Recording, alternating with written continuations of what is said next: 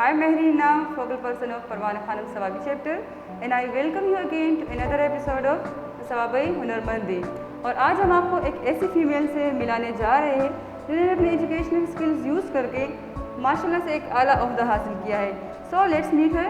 अस्सलाम वालेकुम मदीहा। वालेकुम अस्सलाम। क्या हाल है आपका? अल्हम्दुलिल्लाह।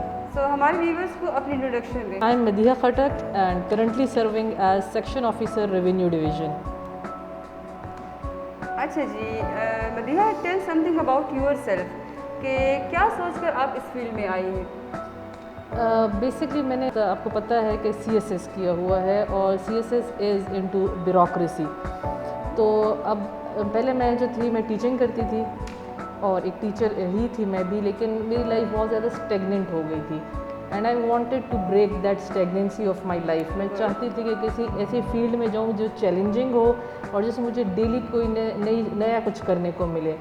सो यही सोच कर अपने आप को चैलेंज करने के लिए and I wanted myself to push to the limits. तो इस वजह से मैंने फिर CSS का ऑप्शन लिया और CSS अटैम्प्ट किया।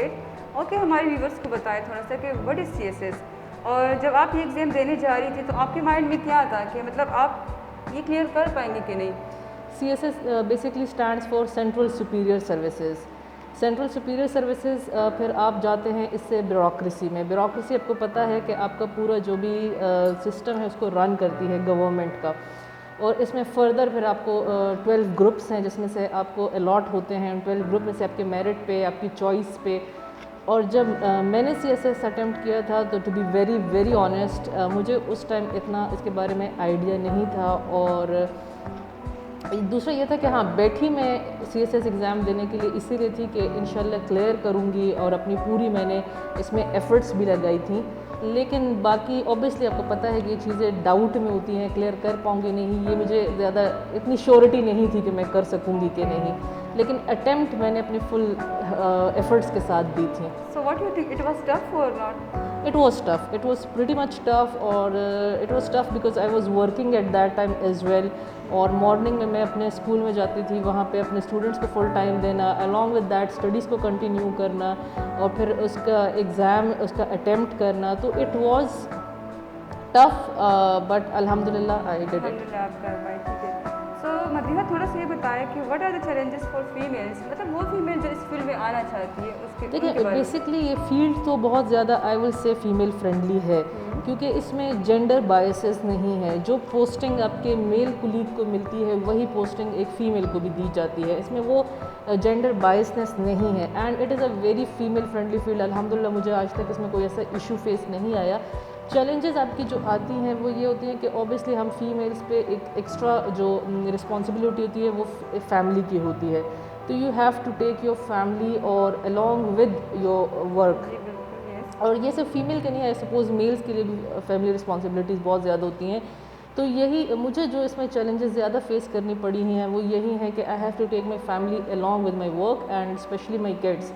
As I'm a working mother and I have 2 daughters, I have to take my daughters along with me to my office. तो यही है कि I have to maintain that work and personal life balance.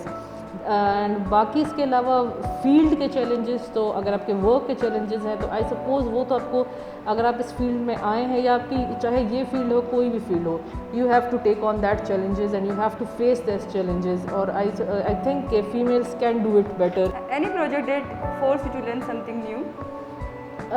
हमारी job इसी है कि every day is a new project and every day we learn something new.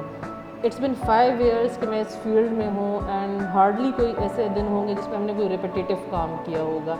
Otherwise everything is a new day and every day is a new day, और हम हर दिन कुछ नया करते हैं, कुछ नया सीखते हैं।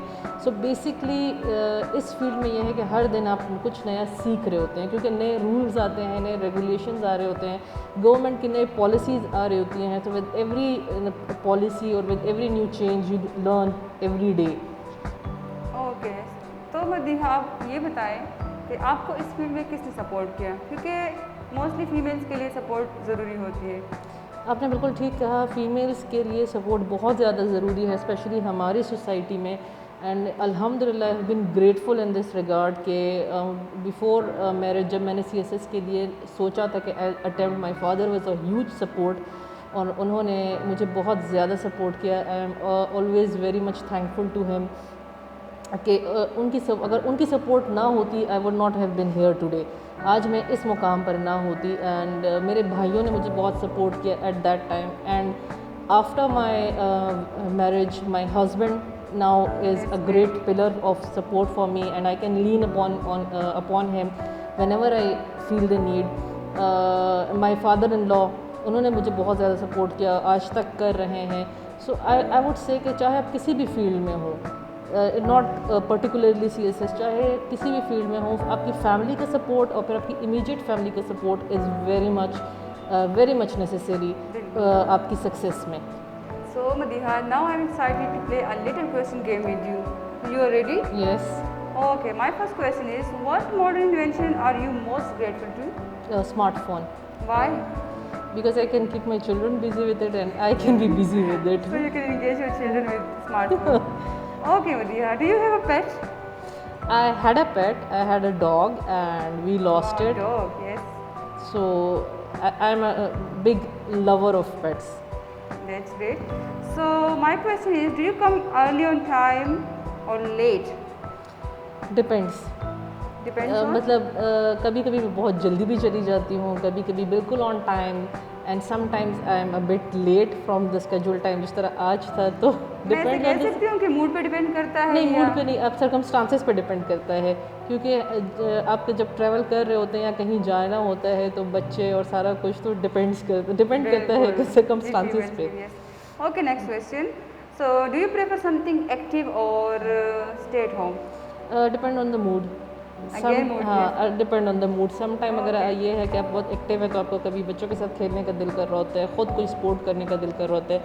कभी when there are lazy days तो आप चाहते हैं कि you are in the bed all day, तो it depends on the moods. Okay, thank you.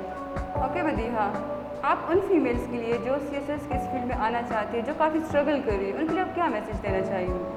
उनके लिए मेरा एक ही मैसेज है, work hard and work on your self. आप मेहनत करें, मेहनत कभी ज़ाया नहीं जाएगी, और मेहनत के साथ साथ आप अल्लाह पे पूरा यकीन रखें।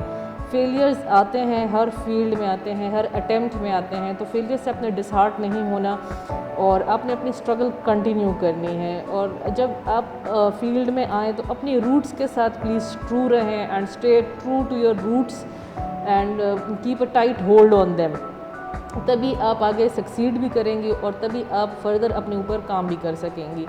And furthermore I would like to add कि जो पेरेंट्स हैं हमारी हमारी बच्चियों के, उनके लिए मेरा एक मैसेज है कि अपनी बेटियों को प्लीज़ सपोर्ट करें, उनको ट्रस्ट दें, उनको टाइम दें। आपका ट्रस्ट ही है जो उनको अपने पैरों पे खड़े होने देगा। तो आप प्लीज़ अपनी बेटियों पे ज़रूर उनको तवज्जो दें, उनको ट्रस्ट दें और उनकी अपब्रिंगिंग ऐसे करें कि कल को वो किसी की मोहताज ना हो। Very good. तो व्यूअर्स, ये थी हमारी टैलेंटेड फीमेल मदिहा खटक, जिन्होंने अपनी अनथक मेहनत से हासिल किया एक आला ओहदा और माशाल्लाह से आज एक सेक्शन ऑफिसर है। तो उम्मीद है आपको आज का एपिसोड पसंद आया होगा। मिलते हैं इसी तरह से अच्छी पर्सनैलिटीज़ के साथ। Stay tuned with us.